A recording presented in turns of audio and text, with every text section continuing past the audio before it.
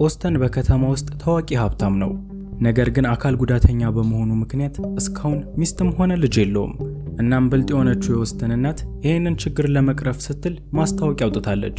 ብልህ የሆነችው የኦስተን እናትም ትላልቅ መቀመጫ ያላቸውን ሴቶች በመምረጥ ከነሱ መሃል ቀድሞ ያረገዘው ልጇን እንደሚያገባ አሳውቃለች።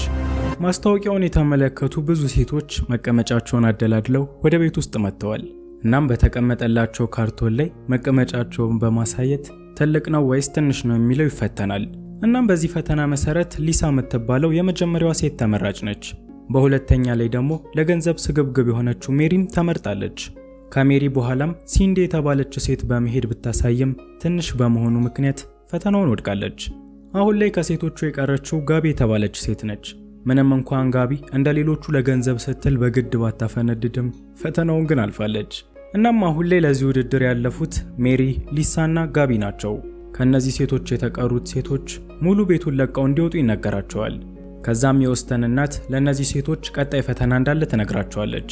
ሶስቱም ሴቶች በአሁኑ ሰዓት ከኦስተን ጋር የሚተኙ ሲሆን ቀድሞ ያረገዘው ሰው ደግሞ ልጁን ያገባዋል። የዚህን ሰዓትም ሊሳ ከኦስተን እናት ጋር ያለው ልጇ መስሏት በጣም ቆንጆ እንደሆነ ትናገራለች። የኦስተን እናትም ተረጋጊ፣ የኔ ልጅ ይህ አይደለም፣ የኔ ልጅ ሌላ ነው በማለት ኦስተን የሚባል ሰውን ትጠራለች። ኦስተንም የአካል ጉዳተኛ ሲሆን ወደ ቦታው ላይ የመጣው በዊልቸር ነው። እናም ኦስተን ትንሽ ፈሪ ነገር ነው። በቦታው ላይ ላሉት ሴቶች ሰላምታ ከሰጣቸው በኋላ እናትየው የፈለገችውን ማድረግ እንደምትችል ይነግራታል። ከዛም እናትየው ሴቶች ከናንተ መሃል እንግዲህ በመጀመሪያ ማን ነው ወደ ውስጥ የሚገባው በማለት ጠይቃለች። የዚህን ሰዓትም ሜሪና ሊሳ በመስገብገብ እኔ ያሉ የነበረ ሲሆን ሊሳ ብልጫውን ወስዳ ቀድማ ለመግባት ተመርጣለች። እናም በእናትየው ፊት ኦስተን ምንም እንኳን አካል ጉዳተኛ ቢሆንም ሀብታም እስከሆነ ድረስ ጉዳይ አይደለም በማለት ወደ ውስጥ ነው የገባችው። ከዛም ሊሳ ወደ ውስጥ ከገባች በኋላ በቀስታ ወደ ኦስተን ጋር ትጠጋና በፍጥነት ጥሩ ልጅ ከኔ መውለድ አለብህ፣ እንደምንም ብለህ እኔን ለማስረገዝ ሞክር በማለት ትነግሯለች። ኦስተንም ያስቆማትና በመጀመሪያ ልጅ መመገብ ትችያለሽ፣ ልጃችንን መንከባከብ ትችያለሽ፣ ከመውለዳችን በፊት ይሄንን ማወቅ እፈልጋለሁ በማለት ያስቆማታል። በሌላ በኩል ሊሳ ይሄንን ለማውራት ትክክለኛው ጊዜ አሁን ነው ብላ አታምንም። ልጁን ስለመመገብና ልጁን ስለመንከባከብ ከማውራት በፊት ልጁ መወለድ አለበት፣ በል ወደ ስራ እንግባ በማለት ኦስተንን ታስቆመዋለች። ነገር ግን ኦስተን ይቺ ሴት ለገንዘቡ ብላ እንደቀረበችው ግልጽ ስለሆነ ወዲያውኑ ክፍሉ ለቃ እንድትወጣ ያደርጋታል። ሊሳም ከክፍሉ በምትወጣ ሰዓት ልክ ውጪልኝ ተብላ እንደተባረረች ሴት ሳይሆን ሁሉንም ነገር ጨርሶ እንደመጣ ሰው ነው የምታስመስለው። ለሜሪም ሁሉንም ነገር አንጠፍጥፌ ወስጄዋለሁ፣ በይ እንግዲህ ድልሽን ሞክሪ በማለት ታሾፍባታለች። ሜሪም ከሷ በተሻለ ሁኔታ እንዴት አርጋ ኦስተን እንደምታስደስተው በመናገር ወደ ውስጥ ገብታለች። የሜሪ እቅድ ልክ እንደ ሊሳ በደረቁ አይደለም። የዳንሰኛ ልብስ የለበሰች ሲሆን እየደነሰችለት ኦስተንን ለማዝናናት እየሞከረች ነው። ያው የሁሉም ነገር ዳሩ ማርገዝ ስለነበር ቀስ በቀስ ኦስተንን በምትጠጋው ሰዓት ኦስተን ሙዚቃውን ይዘጋና ያስቆማታል። ይገባኛል፣ አንቺ በጣም ቆንጆ ሴት ነሽ፣ ብዙ ወንዶች ሊመርጡሽ ይችላሉ። እኔ ግን ላንቺ መሆን አይነሱ አይደለሁም። ከእግሬ በታች ያለው ሰውነቴ ሙሉ በሙሉ መስራት አይችልም። በዚህም ምክንያት ምንም ማድረግ ማልችል ሲሆን ላስረግዝሽም አልችልም በማለት ይነግራታል። የዚህን ሰዓትም ሜሪ እውነታው ይሄ ከሆነ እናቱ ለምን ማስታወቂያውን እንዳወጣች ጠይቋለች። ኦስተንም እናቴ እውነታውን አታውቅም፣ እሷ ዝም ብላ እየለፋች ነው፣ ጊዜሽን አታባክኚ በማለት እንድትሄድ ይነግራታል። ሜሪ ደግሞ ለመሄድ ፍላጎት የሌላት ሲሆን አንድ ጊዜ እንሞክረው፣ የእድል ነገር አይታወቅም፣ አንድ ጊዜ እንሞክረው በማለት መደነሷን ትቀጥላለች። ነገር ግን ኦስተን አቋሙን ሊቀይር ስላልቻለ ሜሪን አባሯታል። እናም ሜሪ ልክ እንደ ሊሳ ከውስጥ ስትወጣ እንደተባረረ ሰው ሳይሆን ሁሉንም ነገር ጨርሶ እንደወጣ ሰው እያስመሰለች ነው። እናም የሴቶቹ እንደዚህ ማድረግ በመጨረሻ የቀረችው ጋቢ ላይ መጥፎ ስሜት ፈጥሮባታል። ምክንያቱም ጋቢ እያመነች ያለችው ሁሉም ሴቶች ከውስጥ በሚወጡ ሰዓት ከሰውየው ጋር ተኝተው እንደነበር ነው። በዚህም ምክንያት ለመግባት የፈራች ሲሆን የኦስተን እናት ግን ተነስታ እንድትገባ ታደርጋታለች። በዚህኛው ቻናል ላይ ምን አይነት ሰዎች እንዳላችሁ ባላቅም 2000 ምናምን ሰው አይቶት ላይክ የሚያደርገው ግን 30 ሰው ነው። እኔ ስንት ነገር ሰርቫይቭ አድርጌ ነው ለመቅዳት ተሳቅቄ ነው እንዲህ አይነት ፊልም የምሰራው። እባካችሁ ላይክ አድርጉት። ይመቻችሁ። ኦስተንም ጋቢ በምትገባ ሰዓት ልክ እንደ ሌሎች ሴቶች አለመሆኗን ተመልክቷል። እናም ለራሷ ድፍረት ኑሯት እንደ ሌሎቹ ሴቶች ልትጠጋው ስላልቻለች እንድትመጣና እንድትጀምር ይነግራታል። ጋቢም ፍራቻ ውስጥ ነች።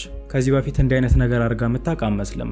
ነገር ግን የመጣችበትን ነገር መፈጸም ስላለባት ወደ ኦስተን ጋር በፍራቻ ተጠጋዋለች። እናም ለትንሽ ደቂቃ እጆቿን በኦስተን እጅ ላይ ካስቀመጠች በኋላ ምንም ነገር ማድረግ እንደማትችል ነገረችው። ይቅርታ፣ እንዲህ አይነት ነገር አድርጌ አላውቅም። ቀድሞውኑም ስመጣም እንደዚህ ለማድረግ አላሰብኩም። በቃ ምንም አማራጭ ስለሌለኝ ነው የመጣሁት። እባክህን ይቅርታ አድርግልኝ፣ አንተን ንቄ አይደለም በማለት ኦስተንን ይቅርታ ትጠይቋለች። ኦስተንም ለእንዲህ አይነት ነገር ምንም ቦታ ከሌላትና ጨዋ ከሆነች ለምን ወደዚህ እንደመጣች ይጠይቃታል። የዚህን ሰዓትም ጋቢ እዚህ ሀገር ውስጥ የመኖሪያ ዶክመንት ስለሌላት ዲፖርት ልትደረግ እንደሆነ ነገረችው። እናም በዚህ ከተማ ውስጥ ለመቆየት ያለኝ ብቸኛ አማራጭ ትዳር መመስረት ስለሆነ ካንተ የምፈልገው ወረቀቱን ብቻ ነበር። ወደዚህም ውድድር የመጣሁት ለዛ ነው እንጂ ምንም የማድረግ ፍላጎት የለኝም በማለት ትናገራለች። ኦስተንም በበኩሉ እሷን ምንም ነገር እንድታደርግ ሊያስገድዳት አልፈለገም።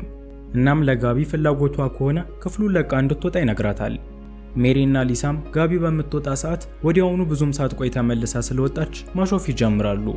እድል ወደኛ ጋር ነች፣ እኛ ሁሉንም ነገር ካዳከምነው በኋላ ነው የገባቸው። ቶሎ የመውጣቷ ምክንያት ያ ነው በማለትም ለሁለት ያሾፉባታል። የኦስተን እናትም ለሴቶቹ ሁሉም ነገር የሚታወቀው ከ9 ወር በኋላ ስለሆነ ከ9 ወር በኋላ ሶስቱም ተመልሰው እንዲመጡ ትናገራለች።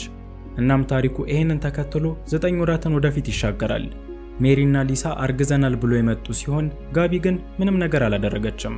የኦስተን እናትም ውሸታም ሴት በጣም እንደምትጠላ በመናገር በሜሪ ሆድ ውስጥ የሚገኘውን በመፈንዳት እንድትወጣ ትነግራታለች።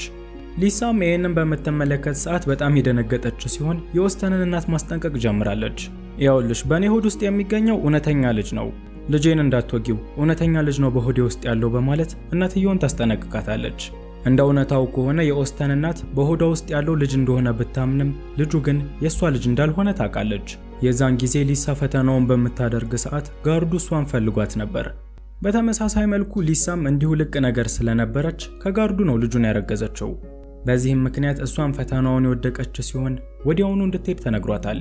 እናም በመጨረሻ የቀረችው ጋቢ ብቻ ነች። ጋቢ ታማኝ ስትሆን ምንም ነገር አለማድረጓንም አለማርገዟንም መታ ተናግራለች።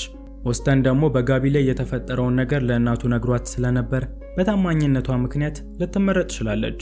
እናም ፍላጎትሽ ከሆነ አሁን ላይ ኦስተንን ማግባት ትችያለሽ። አይ እሱን አልፈልግም፣ የጋብቻ ወረቀቱን ብቻ ነው የምፈልገው ካልሽ ደግሞ ሁሉንም ነገር እናመቻችልሻለን በማለት ቃል ገብተውላታል። እናም ጋቢ ፍላጎቷ ከሆነ ይሄንን ምስኪን አግብታ መኖር ትችላለች። የታሪኩ ዋና ሐሳብ አንዳንዴ በብልጣብልጥነት ነገሮችን ለማግኘት ከመሞከር ይልቅ እውነተኛ በመሆን ማግኘት እንደሚቻል ማሳየት ነው። በእርግጠኝነት ታሪኩን ወዳችሁታል። ላይክ ማድረጉ እንዳረሱ። በሌላ ጊዜም እንደዚህ አይነት ታሪኮችን ለማግኘት ሰብስክራይብ በማድረግና የደወሉን በተን በመጫን ቤተሰብ መሆን ትችላላችሁ።